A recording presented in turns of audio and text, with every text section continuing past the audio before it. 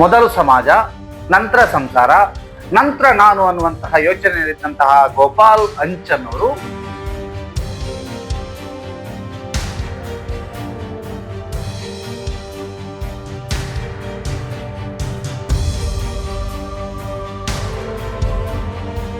ಎಲ್ಲರಿಗೋಸ್ಕರ, ಸಮಾಜಕ್ಕೋಸ್ಕರ ಆಗಲಿ, ರಾತ್ರಿ ಆಗಲಿ ಹೋರಾಡ್ತಾ ಇತ್ತು ಅವರು. ಈಗ ನಿಮ್ಮ ಫ್ಯಾಮಿಲಿ ಈ ರೀತಿ ಆಗಿದ್ದೆಲ್ಲ, ಮುಂದೆ ಒಂದು ಬೆಳಿಗ್ಗೆ ಮನೆ ಬಿಟ್ಟು ಹೋದ್ರೆ ಮಧ್ಯರಾತ್ರಿ ತನಕ, ಅಥವಾ ನಾಟಕ ಎಲ್ಲ ಇದ್ರೆ 3 ಗಂಟೆ 4 ಗಂಟೆ ರಾತ್ರಿಗೆ ಮನೆಗೆ ಬರ್ತಾ ಇದ್ದವನು. ಅಂತವನು ಈಗ 4 ವರ್ಷ ಎಲ್ಲಿಗೂ ಹೋಗದೆ ಇಲ್ಲಿಂದ KMC ಇಂದ ಇಲ್ಲಿಗೆ ತುಂಬಾ ನೋವು ಕೊಡುವಂತದ್ದು ಕಾಯಿಲೆ ಜೊತೆಗೆ ನನ್ನನ್ನು ಕಾಡುವಂತ ಒಂಟಿದ್ದಾರೆ.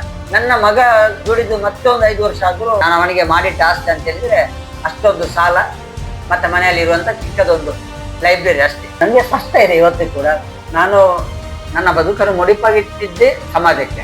ಈಗ ಕೂಡ ತಾಯಿಯ ಮುಖ ನೋಡುವಾಗ, ಹೆಂಡತಿಯ ಮುಖ ನೋಡುವಾಗ, ಮಕ್ಕಳ ಮುಖ ಕಣ್ಣೀರು ಬರ್ತದೆ. ಯಾಕೆಂತಂದ್ರೆ ಯಾಕೆ ನಾನು ಒಮ್ಮೆ ಕೂಡ ನನ್ನ ಬದುಕಿನಲ್ಲಿ ನನ್ನ ಸಂಸಾರದ ಬಗ್ಗೆ, ಅವರಿಗೂ ಒಂದು ಜೀವನ ಇದೆ, ನನಗೂ ಒಂದು ವೈಯಕ್ತಿಕ ಬದುಕಿದೆ ಅಂತ ನಾನು ಯೋಚನೆ ಮಾಡಿಲ್ಲ.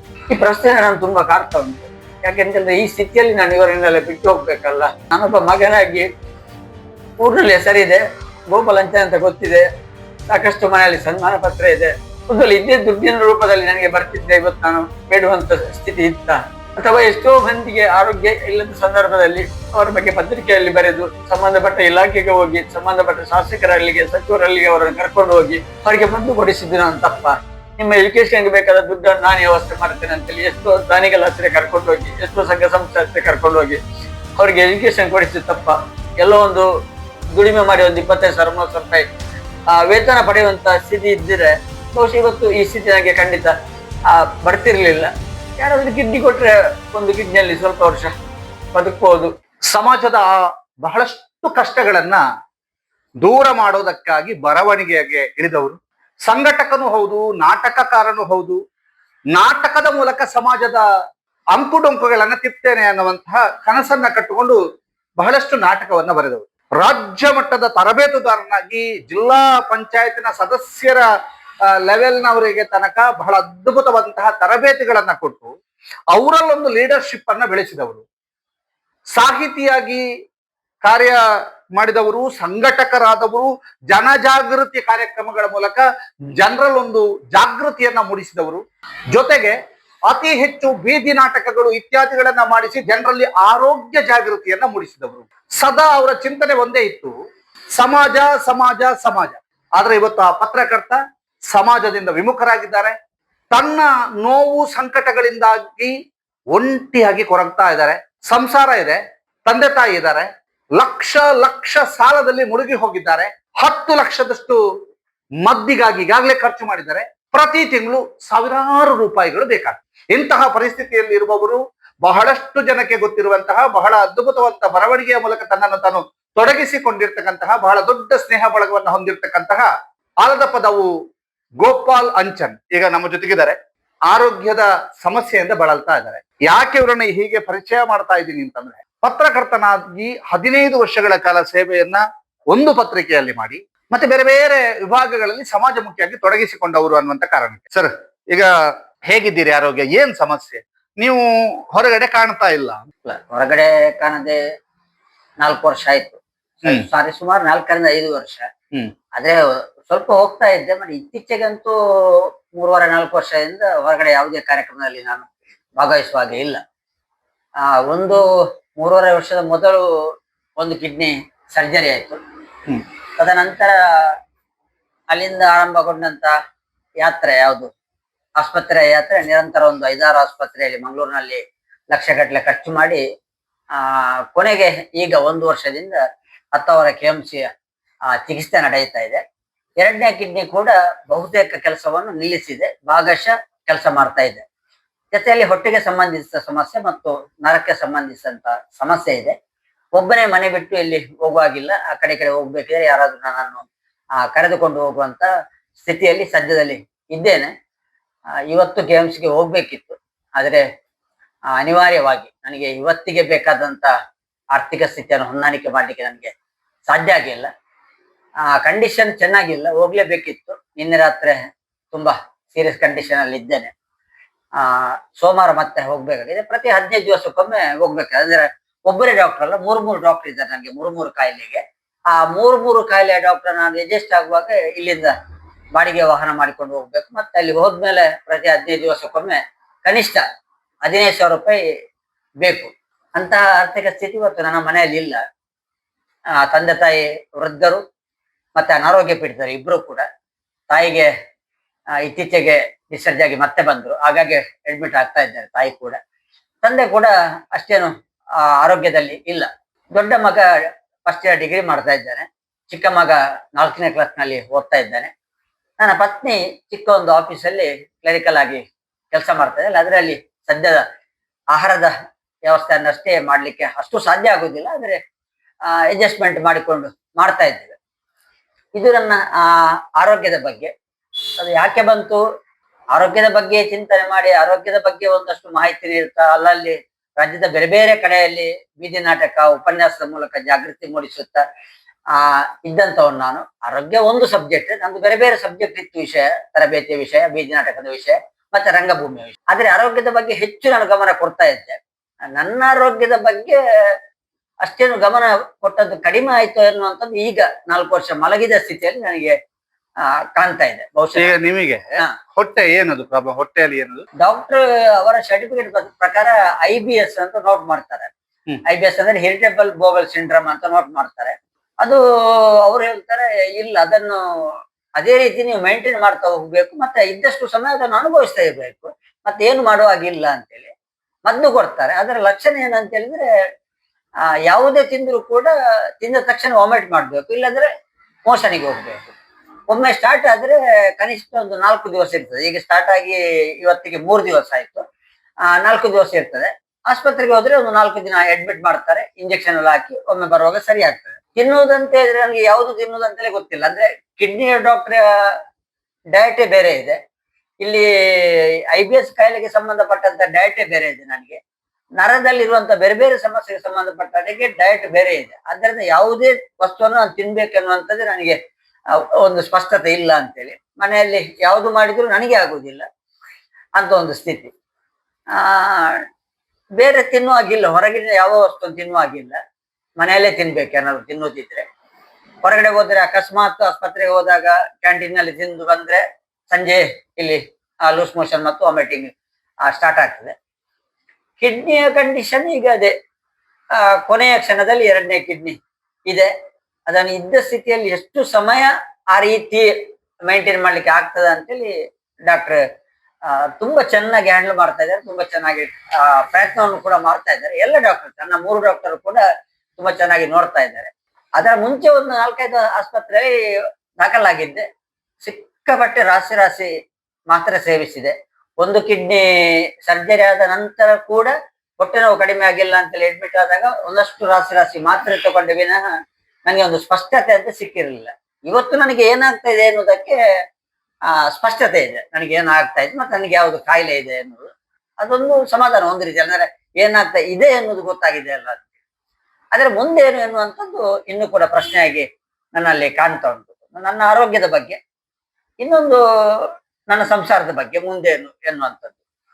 ಯಾರು ಶಾಶ್ವತ ಅಲ್ಲ, ಆದ್ರೂ ನನ್ನ ಸ್ನೇಹಿತರು ಅದನ್ನೇ ಪದೇ ಫೋನ್ ಮಾಡ್ತಾರೆ. ಎಲ್ಲರಿಗೋಸ್ಕರ, ಸಮಾಜಕ್ಕೋಸ್ಕರ, ಅವರಿಗೋಸ್ಕರ, ಇವರಿಗೋಸ್ಕರ ಕಷ್ಟ ಉಂಟು ಅಂತೇಳಿ ರಾತ್ರಿ ಆಗಲಿ ಹೋರಾಡ್ತಾ ಇದ್ದವರು, ಬೀದಿ ನಾಟಕ, ಅದು ಇದು ರ್ಯಾಲಿ, ಅದು ಇದು ಎಲ್ಲ ಮಾಡ್ತಾ ಬಂದವರು. ಈಗ ನಿಮ್ಮ ಫ್ಯಾಮಿಲಿ ಈ ರೀತಿ ಆಗಿದ್ದೆಲ್ಲ ಅಂತೇಳಿ ಪ್ರಶ್ನೆ ಇದೆ.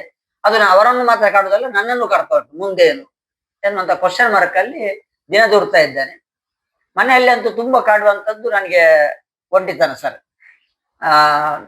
ನಾನು ಒಂದು ಬೆಳಿಗ್ಗೆ ಮನೆ ಬಿಟ್ಟು ಹೋದ್ರೆ ಮಧ್ಯರಾತ್ರಿ ತನಕ, ಅಥವಾ ನಾಟಕ ಎಲ್ಲ ಇದ್ರೆ 3 ಗಂಟೆ 4 ಗಂಟೆ ರಾತ್ರಿಗೆ ಮನೆಗೆ ಬರ್ತಾ ಇದ್ದವನು. ಅಂತವನು ಈಗ 4 ವರ್ಷ ಎಲ್ಲಿಗೂ ಹೋಗದೆ ಇಲ್ಲಿಂದ KMC ಇಂದ ಇಲ್ಲಿಗೆ 40 ಕಿಲೋಮೀಟರ್ ದೂರದ ನನ್ನ ಆಲದ ಪದವಿಗೆ ಇದೇ ಯಾತ್ರೆ ನಂದು.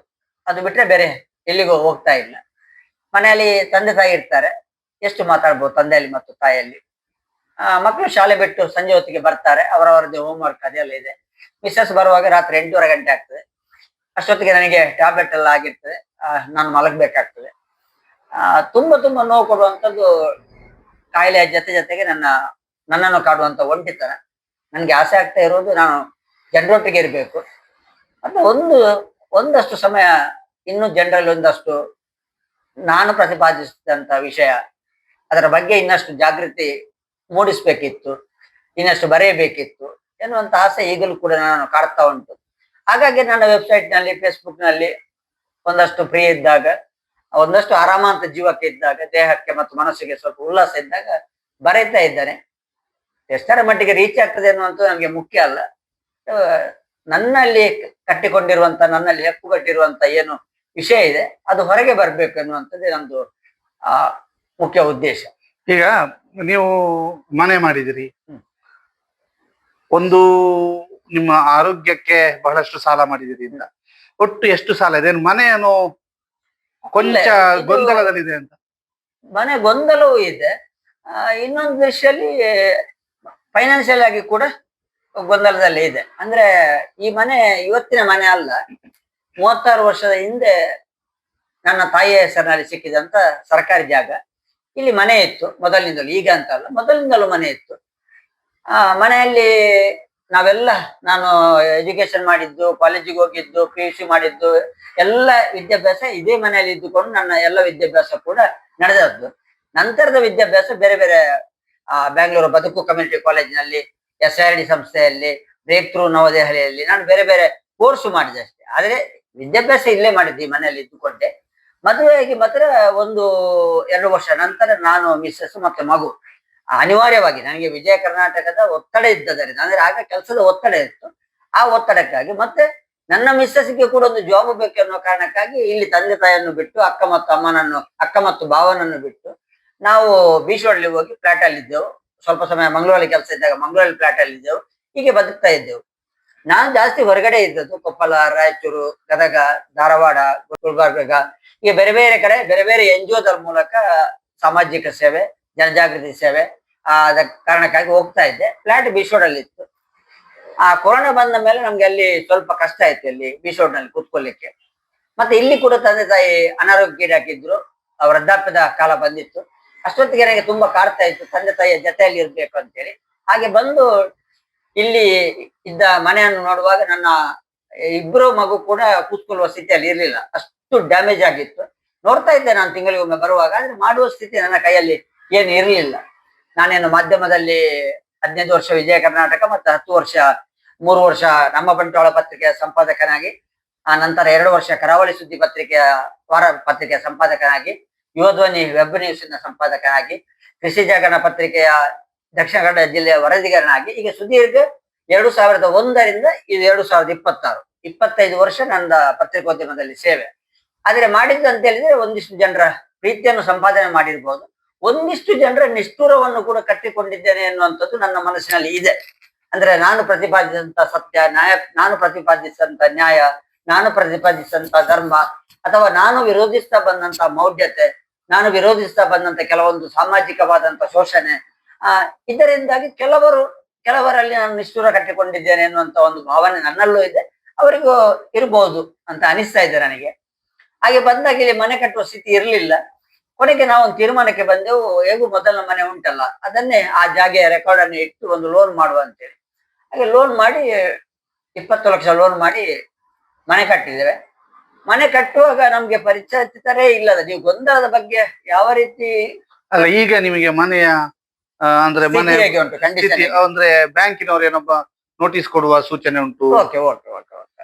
ಎರಡು ರೀತಿಯಲ್ಲಿ, ಒಂದು ಮನೆ ಕಟ್ಟುವಾಗ ವಿನಾಕಾರಣ ಯಾವುದೇ ರೀತಿಯ ಕಾರಣವೇ ಇಲ್ಲದೆ, ನನಗೆ ಪರಿಚಿತವೇ ಇಲ್ಲದ ಒಬ್ಬ ವ್ಯಕ್ತಿ ಒಂದಿಬ್ಬರು ಸೇರಿಕೊಂಡು ಮನೆ ಕಟ್ಟದಂತೆ ತಡೆ ಒಡ್ಡಿದ್ರು.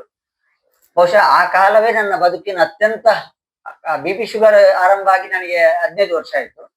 ಆದ್ರೆ ಆ ಒಂದು ಸಂದರ್ಭ, ನಾನು ಮನೆ ಕಟ್ಟುವ ಸಂದರ್ಭ, ನನಗೆ ಹೊರಗಡೆಯಿಂದ ಬಂದಂತಹ ಒತ್ತಡ ನನ್ನ BP ಮತ್ತು ಶುಗರ್ ಅನ್ನು ಅತಿ ಹೆಚ್ಚು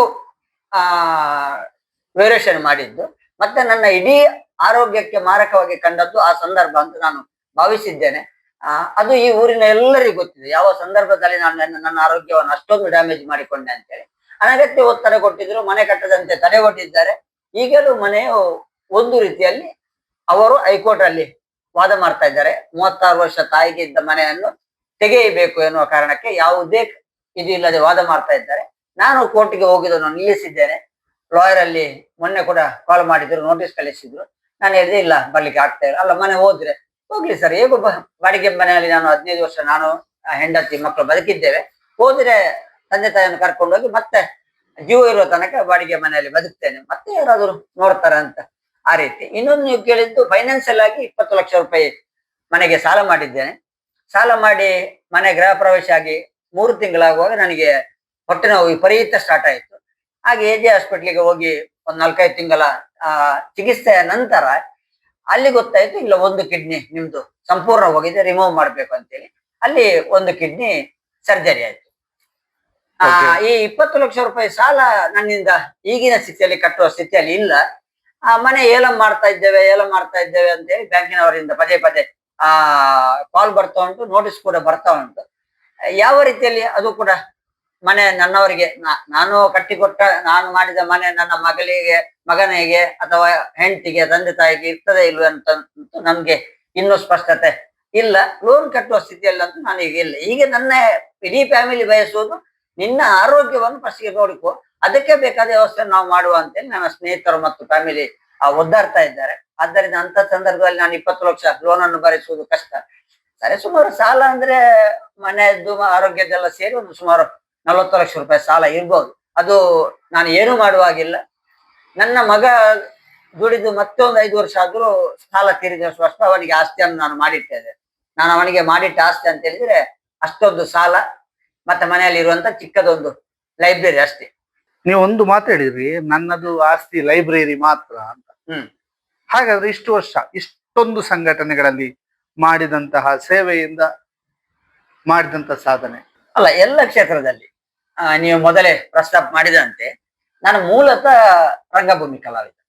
ಬಾಲ್ಯದಿಂದಲೇ 5ನೇ ತರಗತಿಯಲ್ಲಿ ವೇಷ ಹಾಕಿದ್ದೇನೆ. ಇದೇ ಚೆನ್ನೈತೋಡಿ ಶಾಲೆಯಲ್ಲಿ 7ನೇ ತರಗತಿಯಲ್ಲಿರುವಾಗ ನೆತ್ತೆರ್ ತೆಲ್ಪುನಗ ಅಂತೇಳಿ ಒಂದು ಮಾನವೀಯ ಇದಿರುವಂತಹ ರಕ್ತ ಕೊಟ್ಟು ಹೇಗೆ ಜೀವವನ್ನು ರಕ್ಷಿಸಬಹುದು ಎನ್ನುವಂತ ಒಂದು ಇಟ್ಕೊಂಡು ನಾಟಕ ಬರೆದಿದ್ದೆ.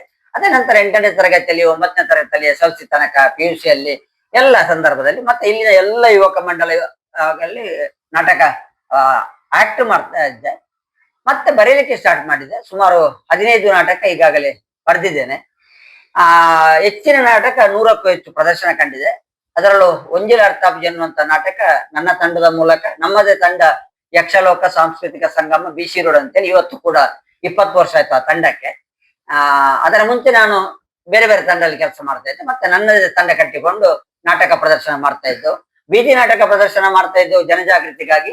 ರಂಗನಾಟಕ ಕೂಡ ಕೇವಲ ಮನೋರಂಜನೆಗಾಗಿ ಅಥವಾ ಯಾರೋ ಒಂದು 10,000 20,000 ಕೊಡ್ತಾರೆ ಅನ್ನುವಂತ ಕಾರಣಕ್ಕಾಗಿ ಅಲ್ಲ. ಎಷ್ಟೋ ಕಡೆ ದುಡ್ಡೇ ಕೊಡ್ಲಿಲ್ಲ, ನನಗೆ ಸಿಕ್ಕಿದಂತ ಬೇರೆ ಬೇರೆ ತರಬೇತಿಯಲ್ಲಿ ಸಿಕ್ಕಿದಂತ ಗೌರವಧನವನ್ನು ಅದಕ್ಕೆ ಹಾಕಿಕೊಂಡು ಅಲ್ಲಿ ದುಡಿದಂತ ಕಲಾವಿದರಿಗೆ ನಾನು ಕೊಟ್ಟದ್ದು ನನ್ನೊಟ್ಟಿಗಿದ್ದ ಕಲಾವಿದರಿಗೆ ಇವತ್ತಿಗೂ ಗೊತ್ತಿದೆ. ಅಥವಾ ನನ್ನ ಹೆಂಡತಿ ಆಗ ಚಿಕ್ಕ ಕೆಲಸಕ್ಕೆ ಹೋಗಿದ್ದಳು, ಅವರಿಗೆ ಬಂದಂತ ಸಂಬಳದಲ್ಲಿ ಕೂಡ ನನ್ನ ತಂಡದಲ್ಲಿದ್ದಂತ ಕಲಾವಿದರಿಗೆ ನಾವು ಕೊಟ್ಟಿದ್ದೇವೆ. ಎಷ್ಟೋ ಕಡೆ ನಾಟಕ ಮಾಡಿಸಿದ್ದಾರೆ ಬೇರೆ ಬೇರೆ ಸಬ್ಜೆಕ್ಟ್ ಅಲ್ಲಿ. ಕೇವಲ ನಾಟಕ ಮಾತ್ರ ಅಲ್ಲ, ಯಕ್ಷಲೋಕ ತಂಡ ತುಳು ಜಾನಪದ ಕ್ಷೇತ್ರದಲ್ಲಿ ಒಂದು ನನಗೆ ಸಮಾಧಾನ ಕೊಡೋದು, ನೀವು ಸಾಧನೆ ಕೇಳಿದ್ದಕ್ಕೆ ಅದು ದೊಡ್ಡ ಸಾಧನೆ. ತುಳು ಜಾನಪದ ದರ್ಶನ ಅಂತೇಳಿ ಕಾರ್ಯಕ್ರಮವನ್ನು ಮಾಡ್ತಾ ಇದ್ದೆವು. 250ಕ್ಕೂ ಹೆಚ್ಚು ಪ್ರದರ್ಶನ ಕಂಡಿದೆ. ವಿಶ್ವ ತುಳು ಸಾಹಿತ್ಯ ಸಮ್ಮೇಳನ ಸಹಿತ ಬೇರೆ ಬೇರೆ ರಾಜ್ಯ, ಪುಣೆಯಲ್ಲಿ ತುಳು ಪರ್ವದಲ್ಲಿ ಸಹಿತ ಬೇರೆ ರಾಜ್ಯದ ಬೇರೆ ಬೇರೆ ವೇದಿಕೆಯಲ್ಲಿ 250ಕ್ಕೂ ಹೆಚ್ಚು ಪ್ರದರ್ಶನ ಕಂಡಿದೆ. ತುಳುನಾಡಿನಲ್ಲಿರುವಂತ ಮೂಲ ಆಚರಣೆ ಮತ್ತೆ ಅದು ಯಾವ ರೀತಿ ಇವತ್ತು ಆ ಮೂಲ ಆಚರಣೆ ದಾರಿ ತಪ್ತಾ ಉಂಟು, ಬೇರೆ ಬೇರೆ ಕಾರಣಕ್ಕಾಗಿ, ಆಧುನೀಕರಣದ ಕಾರಣಕ್ಕಾಗಿ, ಆಡಂಬರದ ಕಾರಣಕ್ಕಾಗಿ ಮೂಲ ಸ್ವರೂಪವನ್ನೇ ಮರೆಮಾಚುತ್ತಾ ಉಂಟು. ಅದನ್ನ ತೋರಿಸುವಂತ ಒಂದು ಪ್ರಯತ್ನ ತುಳು ಜಾನಪದ ದರ್ಶನ. ಇವತ್ತು ಕೂಡ ಆ ಕ್ಷೇತ್ರವನ್ನು ನಾನು ಬಿಡ್ಲಿಲ್ಲ. ನನಗೆ ನೆನಪಾದಕ್ಕೊಮ್ಮೆ ಫೇಸ್ಬುಕ್ ಅಲ್ಲಿ ಏನಾದ್ರು ಆ ಜಾನಪದ ವಿರೂಪ ಆಗುತ್ತಿರುವ ಬಗ್ಗೆ ಇವತ್ತು ಬರೀತಾ ಇದ್ದೇನೆ. ಹೀಗೆ ಯಕ್ಷಲೋಕ ತಂಡದ ಮೂಲಕ ನಾಟಕ, ಒಂದಷ್ಟು ಬೀದಿ ನಾಟಕ, ಒಂದಷ್ಟು ಜಾನಪದ ಕಾರ್ಯಕ್ರಮ, ಬೇರೆ ಬೇರೆ ಕಾರ್ಯಕ್ರಮವನ್ನು ಮಾಡಿರುವಂತದ್ದು. ನೀವು ಸಾಧನೆ ಬಗ್ಗೆ ಕೇಳಿದ್ರೆ, ಸಾಧನೆ ಅಂತಲ್ಲ, ಅದು ಸೇವೆ ನಂದು. ಯಾಕೆಂತ ಹೇಳಿದ್ರೆ ಅಲ್ಲಿ ಇದ್ದದ್ದು ಜನಜಾಗೃತಿಯ ಮೂಡಿಸುವಂತ ವಿಷಯ ಹೊರತು ಕಮರ್ಷಿಯಲ್ ಸಬ್ಜೆಕ್ಟ್ ನನ್ನಲ್ಲಿ ಯಾವುದು ಇರಲಿಲ್ಲ.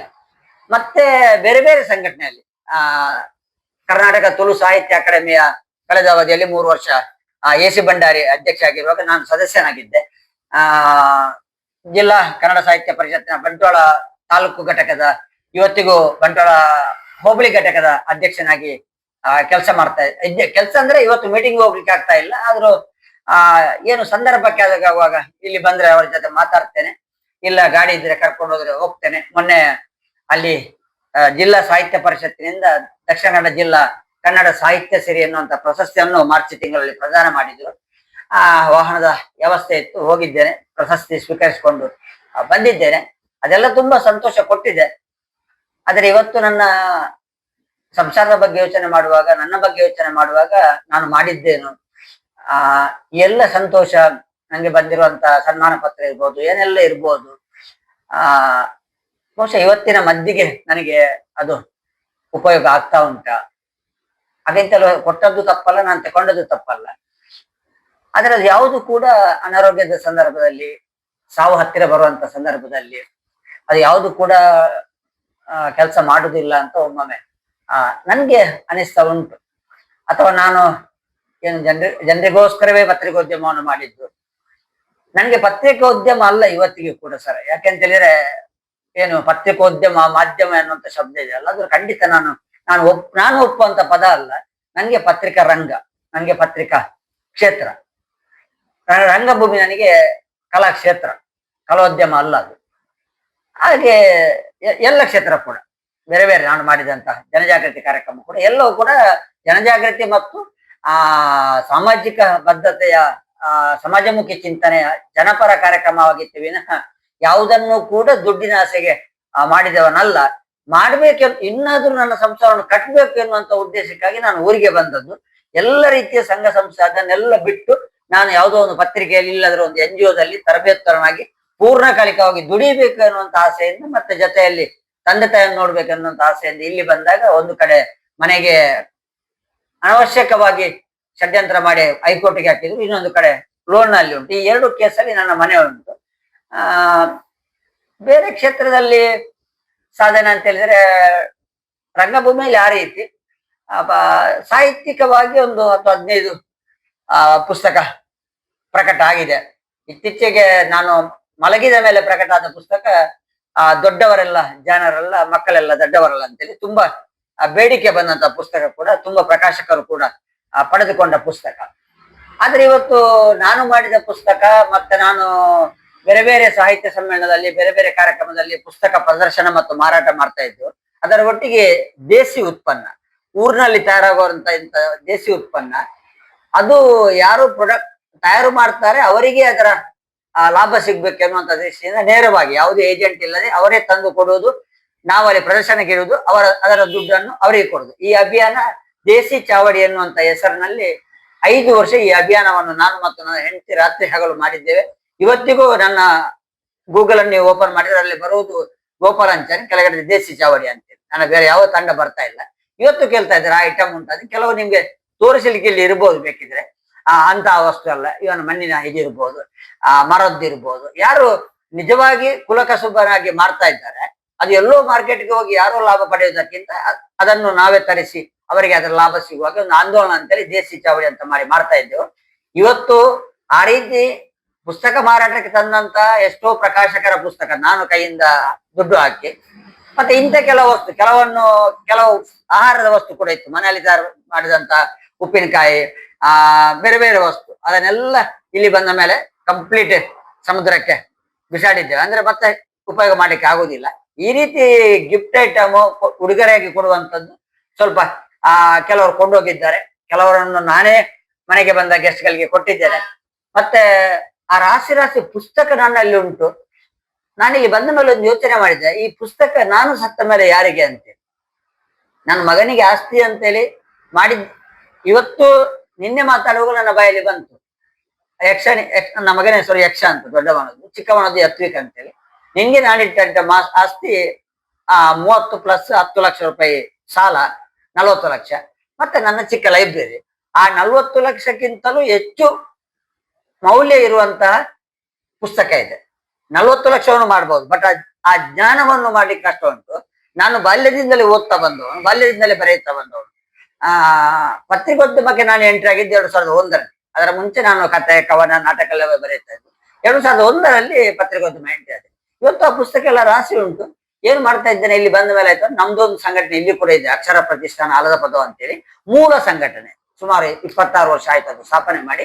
ನಾನೇ ಸ್ಥಾಪಕ ಸಂಚಾಲಕನಾಗಿದ್ದೇನೆ. ಡಾಕ್ಟರ್ ರಾಮಕೃಷ್ಣ ಎಸ್ ಅಧ್ಯಕ್ಷ ಆಗಿದ್ದಾರೆ. HK ನೈನಾಡ್ ನೀವು ಕೇಳಿರ್ಬೋದು, ಕಲಾವಿದರು, ಅವರು ಅದರ ಪ್ರಧಾನ ಕಾರ್ಯದರ್ಶಿ ಆಗಿದ್ದಾರೆ. ಡಾಕ್ಟರ್ ದುರ್ಗಾಪ್ರಸಾದ್ MR ಲೇಡಿ ಗೋಷನ್ನ ವೈದ್ಯಕೀಯ ಅಧೀಕ್ಷಕರು, ಅವರು ನಿರ್ದೇಶಕರಾಗಿದ್ದಾರೆ. ಇವತ್ತು ನಾನು ಆ ಸಂಸ್ಥೆಯ ಹೆಸರಿನಲ್ಲಿ, ನನ್ನ ವೈಯಕ್ತಿಕ ಹೆಸರು ಬೇಡ, ಆ ಸಂಸ್ಥೆಯ ಹೆಸರಿನಲ್ಲಿ ಆ ಎಲ್ಲ ಕೆಲವು ಪುಸ್ತಕವನ್ನು ಆ ಸರ್ಕಾರಿ ಶಾಲೆಗೆ ಅವರನ್ನ ಬರ್ಲಿಕ್ಕೆ ಹೇಳ್ತೇನೆ. ನನಗೆ ಹೋಗ್ಲಿಕ್ಕೆ ಕಷ್ಟ ಆಗ್ತದೆ, ನೀವು ಬನ್ನಿ ಮೇಡಮ್ ಅಂತೇಳಿ ಫೋನ್ ಮಾಡ್ತೇನೆ. ಯಾರಾದ್ರೂ ಟೀಚರ್ಸ್ ಮಾಸ್ಟರ್ ಬರ್ತಾರೆ, ಒಂದಿಷ್ಟು ಪುಸ್ತಕವನ್ನು ಅವರ ಲೈಬ್ರರಿಗೆ ಕೊಡ್ತಾ ಇದ್ದೇನೆ, ನಮ್ಮ ಲೆಕ್ಕದಲ್ಲಿ ಇರ್ಲಿ ಅಂತೇಳಿ. ಕೆಲವೊಂದು ನಾನು ಓದುವ ಪುಸ್ತಕ ಒಂದಷ್ಟನ್ನು ಇಟ್ಕೊಂಡಿದ್ದೇನೆ. ಅದು ಎಷ್ಟು ತನಕ ಇರ್ತದೆ ಅಂತ ಗೊತ್ತಿಲ್ಲ, ಬಟ್ ತುಂಬಾ ಸಮಾಧಾನ ಕೊಡ್ತದೆ. ಅದು ನನ್ನ ಆಸ್ತಿಯನ್ನು ಬೇಕೆ ನನಗೆ. ಮತ್ತೆ ಅಲ್ಲಿ ಹೋದಾಗ ತುಂಬಾ ಖುಷಿ ಪಡ್ತೇನೆ. ಆ ರೂಮಿಗೆ ಹೋದಾಗ ಇಡೀ ದಿವಸ ಮಲಗುದು, ಒಂದಷ್ಟು ಹೊತ್ತು ಹೋಗಿ ಅಲ್ಲಿ ಕೂತ್ಕೊಳ್ತೇನೆ, ಬೇಕಾದ ಪುಸ್ತಕವನ್ನು ತಂದು ಒಂದಿಷ್ಟು ಓದ್ತೇನೆ. ಇದು ಸಾಹಿತ್ಯ ಕ್ಷೇತ್ರದ ಬಗ್ಗೆ. ತರಬೇತುದಾರನಾಗಿ ನಾನು, ನೀವು ಕೇಳಿದ್ರೆ ಯಾಕೆ ಪೂರ್ಣಕಾಲಿಕವ ಅರೆಕಾಲಿಕವ ಅಂತ ಕೇಳಿದ್ರೆ, ನಾನು ಎಲ್ಲ NGO ದಲ್ಲಿ ಇದ್ದದ್ದು ಗೌರವಧನದ ನೆಲೆಯಲ್ಲಿ ಕೆಲಸ ಮಾಡಿದೆ. ಪತ್ರಿಕೆಯಲ್ಲಿ ವಿಜಯ ಕನ್ನಡದಲ್ಲಿ ಹೇಗೆ ಗೌರವಧನದಲ್ಲಿ ನನ್ನ ಸೇವೆ ಆರಂಭ ಆಯಿತು, ಅದೇ ರೀತಿ ಎಲ್ಲ NGO ದಲ್ಲಿ ಸಬ್ಜೆಕ್ಟ್ ಇದ್ದಾಗ, ಯಾವುದೋ ಒಂದು ಕಾನ್ಸೆಪ್ಟ್ ಇದ್ದಾಗ, ಇವತ್ತು ಚೈಲ್ಡ್ ರೇಸ್ ಬಗ್ಗೆ ಇದೆ, ನೀವು ತರಬೇತಿಗೆ ಬರ್ಬೇಕು ಅಂತ ಕೊಪ್ಪಳಕ್ಕೆ ಕರೆದಾಗ, ಅಲ್ಲಿಯ NGO ಯುನಿಸೆಫ್ ಹೈದರಾಬಾದ್ ಅಂತ ಇದೆ, ಅವರು ಕರೀತಾ ಇದ್ರು, ಅಲ್ಲಿಗೆ ನಾವು ಹೋಗ್ತಾ ಇದ್ವಿ. ನಮ್ಮದೇ ಇಲ್ಲಿ ಜಿಲ್ಲೆದ್ದು ಒಂದು ತರಬೇತುದಾರರ ತಂಡ ಉಂಟು, ತುಂಬಾ ಮಂದಿ ಸ್ನೇಹಿತರು ಅದರಲ್ಲಿ ಇದ್ದಾರೆ. ಹೆಸರು ಉಲ್ಲೇಖ ಮಾಡ್ಲಿಕ್ಕೆ ಹೋಗುದಿಲ್ಲ ನಾನು, ತುಂಬಾ ಮಂದಿ ಇದ್ದಾರೆ. ಆ ತಂಡದ ಮೂಲಕ ಹೋಗ್ತಾ ಇದ್ದೆ, ಒಬ್ಬಂಟಿಯಾಗಿ ಕೂಡ ಹೋಗ್ತಾ ಇದ್ದೆ. ಇನ್ನು ಸ್ತ್ರೀ ಸಬಲೀಕರಣದ ಬಗ್ಗೆ, ಆರೋಗ್ಯದ ಬಗ್ಗೆ, ಮಾನವ ಬಂಧುತ್ವದ ಬಗ್ಗೆ, ಸಾಮರಸ್ಯದ ಬಗ್ಗೆ, ಸಂವಿಧಾನ ಸಂರಕ್ಷಣೆಯ ಬಗ್ಗೆ, ಈಗ ಬೇರೆ ಬೇರೆ ಬೇರೆ ಬೇರೆ ಸಬ್ಜೆಕ್ಟ್. ವಿಶೇಷವಾಗಿ ಕರೀತಾ ಇದ್ದದ್ದು ಹೊರಗಡೆ ಎಲ್ಲ ವಿಶ್ವ ಮಾನವತಾ ಸಂದೇಶದ ಬಗ್ಗೆ, ಬ್ರಹ್ಮಶ್ರೀ ನಾರಾಯಣ್ ಗುರು ಅವರು ಸಾರಿದಂತ ವಿಶ್ವ ಮಾನವತಾ ಸಂದೇಶ ಏನಿದೆ ಅದರ ಬಗ್ಗೆ ಪುಣೆ, ಮುಂಬೈ, ಬೇರೆ ಬೇರೆ ಕಡೆಗೆ ರಾಜ್ಯದ ಬೇರೆ ಬೇರೆ ಜಿಲ್ಲೆಯಲ್ಲಿ ಉಪನ್ಯಾಸ ಕೊಡ್ಲಿಕ್ಕೆ ಹೋಗ್ತಾ ಇದ್ದೆ. ಇದು ಒಂದು ಜರ್ನಿ, ಬೇರೆ ತರಬೇತಿ ಮತ್ತು ಉಪನ್ಯಾಸ ನೀಡ್ತಾ ಬಂದದ್ದು, ಬೀದಿ ನಾಟಕ ಮಾಡಿದ್ದು. ಚಲೋ ಅಪರೂಪಕ್ಕೊಮ್ಮೆ ಮಾತಾಡುವುದರಿಂದ ಬಹುಶಃ ಹೆಚ್ಚು ವಿಷಯ ತೊಂದರೆ ಇಲ್ಲ. ಈಗ ಬರ್ತಾ ಇರ್ಬೋದು. ಬಹಳಷ್ಟು ವಿಚಾರಗಳ ಬಗ್ಗೆ ಮಾತಾಡಿದ್ವಿ ನಾವು. ಎಲ್ಲ ಸಮಾಜ ಈಗಿರುವಂತ ಪುಸ್ತಕವು ಸಮಾಜಕ್ಕೆ ನನಗೆ ಅಲ್ಲ, ಎಲ್ಲ ಸಮಾಜಕ್ಕೋಸ್ಕರ ಏನಿಲ್ಲ. ಎಲ್ಲ ನೀವು ಮಾಡಿದೆಲ್ಲ ಸಮಾಜಕ್ಕೋಸ್ಕರ ಇರುವುದು. ನನ್ನ ತಂದೆ, ತಾಯಿ, ಹೆಂಡತಿ, ಇಬ್ಬರು ಮಕ್ಕಳು, ಈಗ ಮತ್ತೆ ಫ್ಯಾಮಿಲಿ ಇದ್ದಾರೆ, ಸ್ನೇಹಿತರಿದ್ದಾರೆ.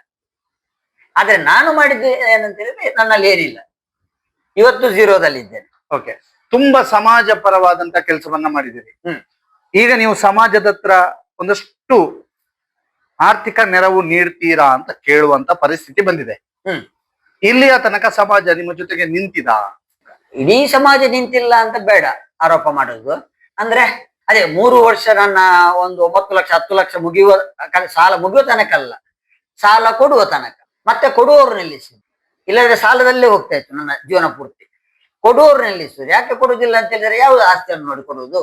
ಮನೆಯ ಕಂಡೀಷನ್ ಹೀಗೆ ಉಂಟು, ಮಕ್ಕಳು ದುಡಿತಾ ಇಲ್ಲ, ಯಾವ ಕಂಡೀಷನ್ ಅಲ್ಲಿ ಕೊಡುದು? ಹಾಗೆ ಎಲ್ಲ ಸಾಲ ಕೊಡುವವರು ನಿಲ್ಲಿಸಿದಾಗ 10 ಲಕ್ಷ ಸಾಲದಲ್ಲಿ ನಿಲ್ಲಿಸಿದೆ. ನಂತರ KIMSಗೆ ಹೋದ ಮೇಲೆ ಕೆಲವೊಂದು ಸ್ನೇಹಿತರಿಗೆ ಒಂದು ಪತ್ರ ಬರೆದೆ, ಓಪನ್ ಆಗಿ ಅಲ್ಲ, ಒಂದು ಪತ್ರ ಬರೆದೆ, ನನಗೆ ಸಹಕಾರ ಮಾಡಿ ಅಂತೇಳಿ. ಅದನ್ನು ನೋಡಿಕೊಂಡು ನನ್ನೊಟ್ಟಿಗಿರುವಂತಹ ಬೇರೆ ಬೇರೆ NGO ಇರುವಂತಹ ಸ್ನೇಹಿತರು, ಮತ್ತೆ ಸ್ವಲ್ಪ ಅತ್ಯಂತ ಸಹೃದಯತೆ, ಮಾನವೀಯತೆ ಇರುವಂತಹ ಸ್ನೇಹಿತರು, ಸಮಾನ ಮನಸ್ಕ ಸ್ನೇಹಿತರು, ಒಂದಷ್ಟು ಜನಪರ ಸಂಘಟನೆಗಳು, ಇಲ್ಲಿ ಬೀಸೋಡ್ನ ಕೆಲವು ಸಂಘಟನೆ, ಯಾವುದು ಸಂಘಟನೆ ಹೆಸರಲ್ಲಿ ಅದು ಮತ್ತೆ ಒಬ್ಬರದು ಬಂದ್ರೆ ಇನ್ನೊಬ್ಬರಿಗೆ ನನಗೆ ನೆನಪು ಕೂಡ ಅಷ್ಟೊಂದು ಇರುವುದಿಲ್ಲ. ಆದ್ದರಿಂದ ಕೆಲವೊಂದು ಸಂಘಟನೆ ಅವರು ಒಂದಿಷ್ಟು ಮಟ್ಟಕ್ಕೆ ಸಹಾಯ ಮಾಡಿದ್ದಾರೆ.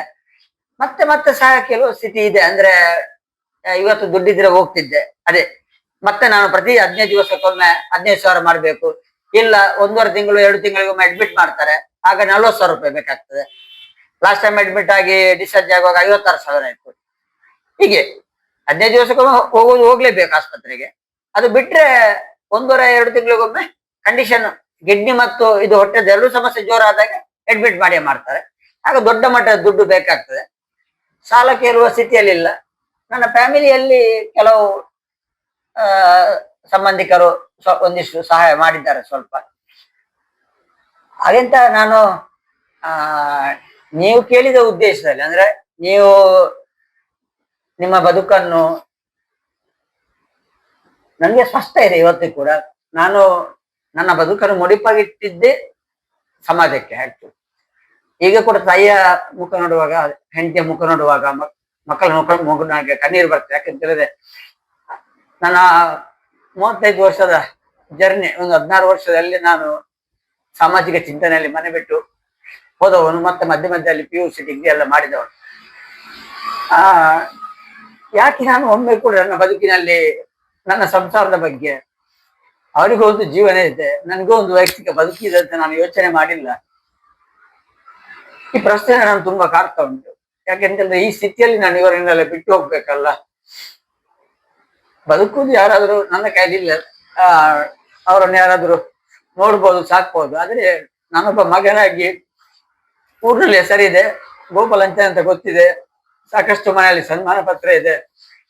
ಮೊನ್ನೆ ತುಂಬಾ ಮೊಮೆಂಟು ಅನುಪಪ್ಪ ಗೋಣಿಯಲ್ಲಿ ಹಾಕಿ ಬಿಸಿ ನೀರು ಮಾಡುವ ಇದಕ್ಕೆ ಅದು ಅದರ ಫೈಬರ್ ಅನ್ನು ತೆಗೆದು ಹಾಕಿದ್ರು. ಅಂದ್ರೆ ಇಲ್ಲಿ ಇಡ್ಲಿಕ್ಕೆ ಅಷ್ಟು ನನ್ನ ಮನೆಯಲ್ಲಿ ಜಾಗ ಇಲ್ಲ.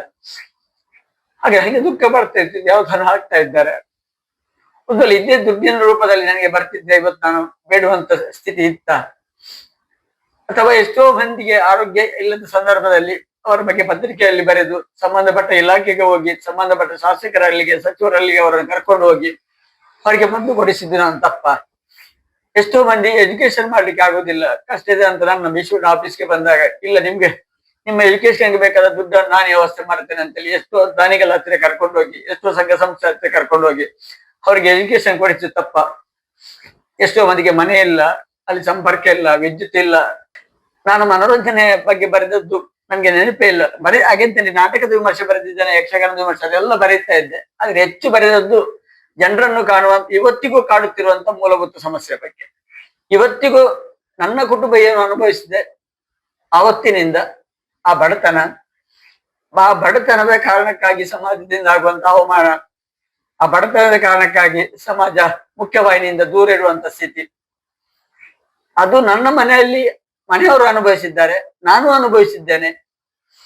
ಇದು ಇನ್ನೊಬ್ಬರು ಅನುಭವಿಸಬಾರದು ಎನ್ನುವಂತ ಒಂದೇ ಒಂದು ಕಾರಣಕ್ಕೆ ನಾನು ಈ ರೀತಿಯ ಮಾಧ್ಯಮ, ಬೇರೆ ಬೇರೆ ಮಾಧ್ಯಮವನ್ನೇ ಕಟ್ಟಿಕೊಂಡು ಬದುಕು ಕಟ್ಟಿದೆ ವಿನಃ, ಇಲ್ಲ ನಂಗೆ ಒಂದು ಜಾಬಿಗೆ ಹೋಗ್ಬೇಕು, ಒಂದು ಕ್ಲಿನಿಕಲ್ ಪೋಸ್ಟ್ ಮಾಡ್ಬೇಕು, ಎಲ್ಲೋ ಒಂದು ದುಡಿಮೆ ಮಾಡಿ ಒಂದು 25,000 30,000 ರೂಪಾಯಿ ವೇತನ ಪಡೆಯುವಂತ ಸ್ಥಿತಿ ಇದ್ದಿದ್ರೆ ಬಹುಶಃ ಇವತ್ತು ಈ ಸ್ಥಿತಿ ನನಗೆ ಖಂಡಿತ ಬರ್ತಿರ್ಲಿಲ್ಲ. ಆದ್ರೆ ಇನ್ನೇನು ಮಾಡುವ ಸ್ಥಿತಿ ನನಗೆ ಕಾಣ್ತಾ ಇಲ್ಲ. ಯಾಕಂತ ಹೇಳಿದ್ರೆ ಯಾರಾದ್ರೂ ಕಿಡ್ನಿ ಕೊಡ್ಬೇಕು ನನಗೆ. ಖಾಸಗಿಯಾಗಿ ಏನು ಇವತ್ತು ಎಲ್ಲ ಬರ್ತಾ ಉಂಟು 60 ಲಕ್ಷ 70 ಲಕ್ಷ ಅಂತೇಳಿ, ಆ ರೀತಿ ಮಾಡಿ ನನಗೆ ಕಿಡ್ನಿ ಜೋಡಣೆ ಮಾಡುವಂತ ಸ್ಥಿತಿ ಖಂಡಿತ ಇಲ್ಲ. ಯಾರಾದ್ರೂ ಕಿಡ್ನಿ ಕೊಟ್ರೆ ಒಂದು ಕಿಡ್ನಿಯಲ್ಲಿ ಸ್ವಲ್ಪ ವರ್ಷ ಬದುಕಬಹುದು. ಗೊತ್ತಿಲ್ಲ ಅದು ಏನು ಅಂತ ಡಾಕ್ಟರ್ ಅದರ ಬಗ್ಗೆ ಡಿಸೈಡ್ ಮಾಡ್ತಾ ಇದ್ದಾರೆ, ಅವ್ರು ಚರ್ಚೆ ಮಾಡ್ತಾ ಇದ್ದಾರೆ ಅದರ ಬಗ್ಗೆ.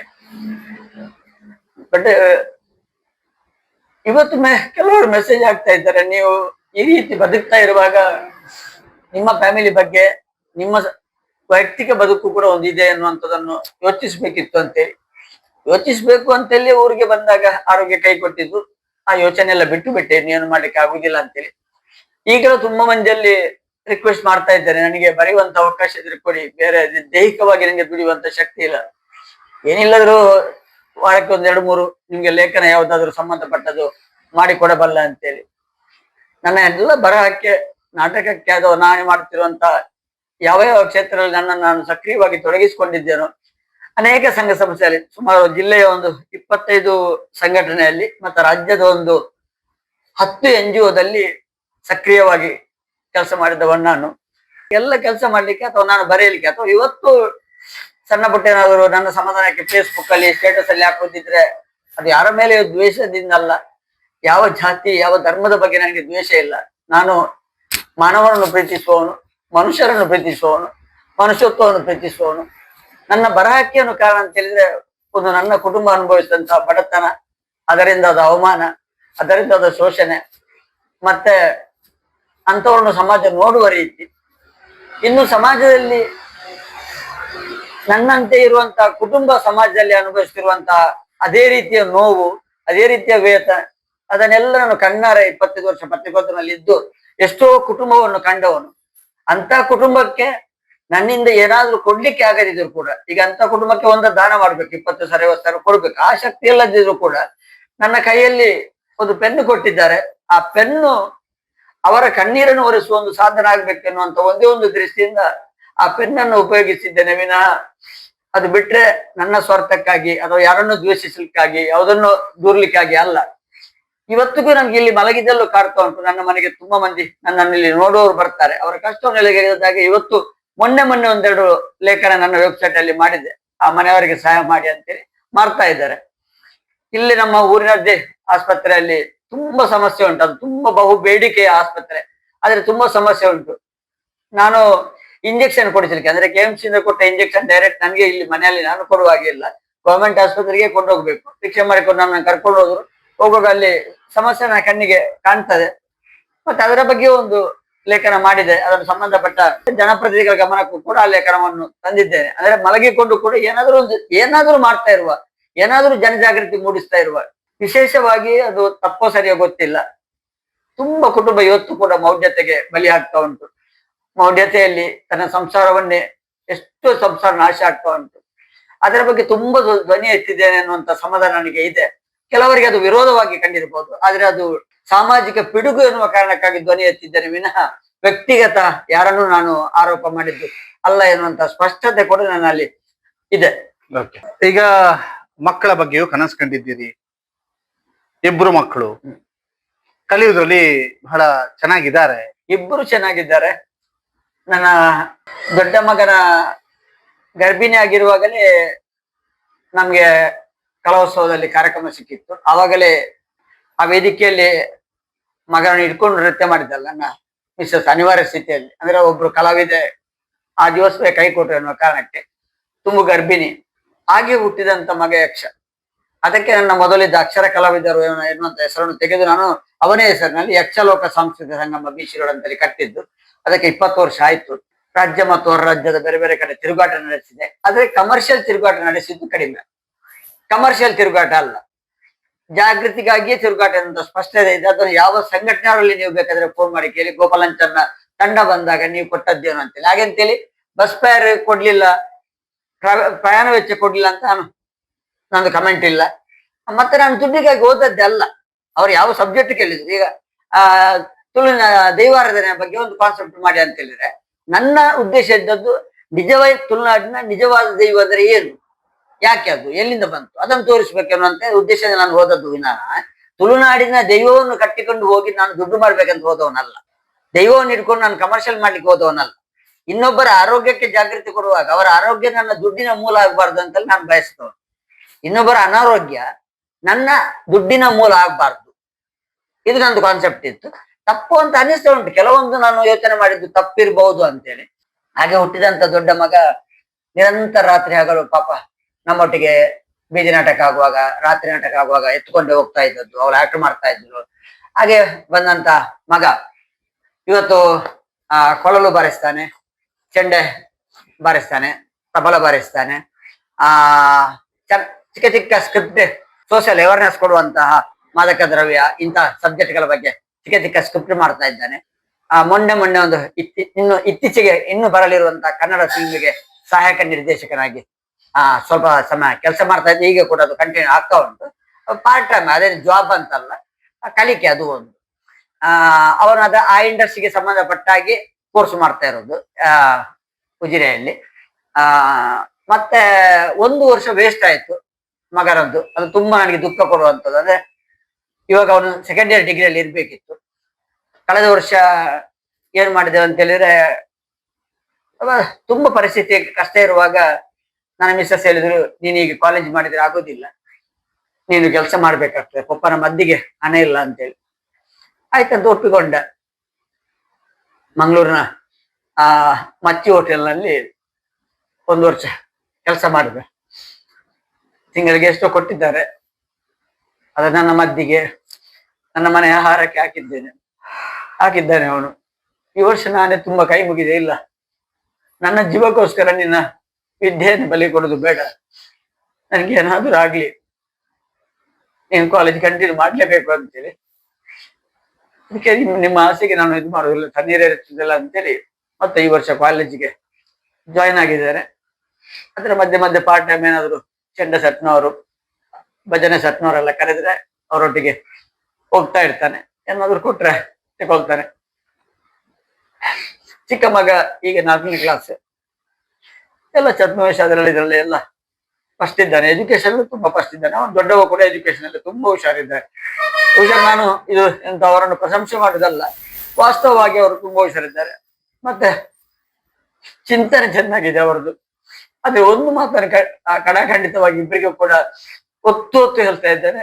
ಶುರುವಿಗೆ ನಿನ್ನ ಬದುಕು, ನಂತರ ನಿನ್ನ ಕುಟುಂಬದ ಬದುಕು, ಮತ್ತೆ ಸಮಾಜದ ಬದುಕು ಅಂತ. ನಾನು ಉಲ್ಟ ಹೋದೆ. ಶುರುವಿಗೆ ಸಮಾಜದ ಬದುಕು, ಮತ್ತೆ ಕುಟುಂಬದ ಬದುಕು, ಮತ್ತೆ ನನ್ನ ಬದುಕು ಅಂತೇಳಿ. ಇಲ್ಲ, ಅಲ್ಲಿಂದ ಸ್ಟಾರ್ಟ್ ಆಗ್ಬೇಡ, ಬೇಡ. ಶುರು ನಿನ್ನ ಬದುಕನ್ನು ಗಟ್ಟಿ ಮಾಡ್ಬೇಕು. ನೀನು ವಿದ್ಯೆ ಕಲಿತು ಉದ್ಯೋಗವಂತನಾಗಿ ನಿನ್ನ ಕುಟುಂಬವನ್ನು ಸಾಕ್ಬೇಕು.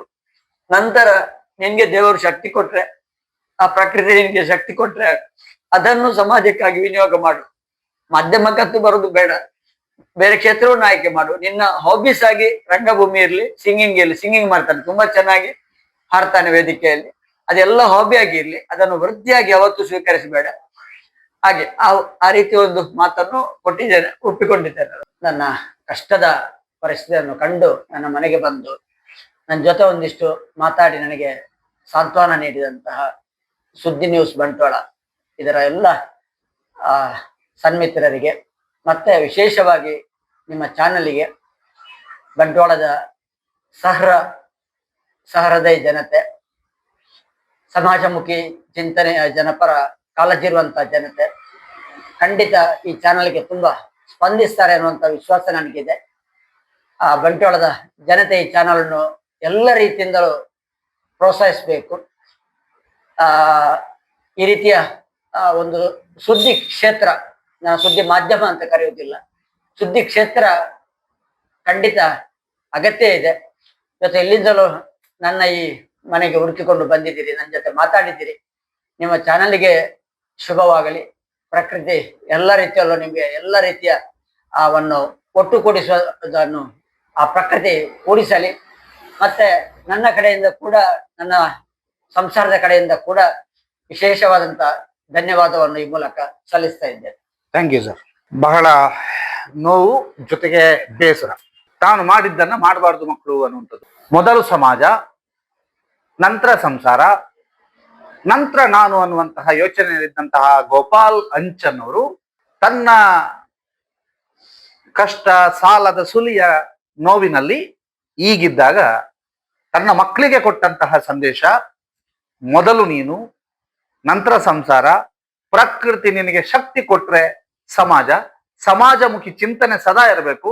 ಹಾಗಂತೇಳಿ ಸಮಾಜಕ್ಕೆ ಕೊಡುವಾಗ ನನ್ನನ್ನು ನಾನು ಗಟ್ಟಿ ಮಾಡಿಕೊಳ್ಬೇಕು, ಸಮಾಜಕ್ಕೆ ಕೊಟ್ಟು ನಾನು ಬೀದಿಗೆ ಬೀಳುವಂತ ಪರಿಸ್ಥಿತಿ ಆಗಬಾರ್ದು ಅನ್ನುವಂತಹದ್ದನ್ನ ಬಹಳ ಅನುಭವದಿಂದ ಹೇಳ್ತಾ ಇದ್ದಾರೆ. ಇದು ಗೋಪಾಲಂಚನ್ ಅವರ ಮಾತು. ಈ ಕಾರ್ಯಕ್ರಮದ ಆರಂಭದಿಂದಲೇ ನಾವು ನಿಮಗೆ ಒಂದು ಕೆಳಭಾಗದಲ್ಲಿ ಗೋಪಾಲಂಚನ್ ಅವರ ಖಾತೆಯ ಸಂಖ್ಯೆಯನ್ನ ಹಾಕಿದ್ದೇವೆ. ಖಾತೆ ಸಂಖ್ಯೆ ಪ್ರತಿಮಾ ಜಿ ಅಂಚನ್ ಅವರ ಹೆಸರಿನಲ್ಲಿ ಇರುವಂತದ್ದು, ಅವರ ಪತ್ನಿ.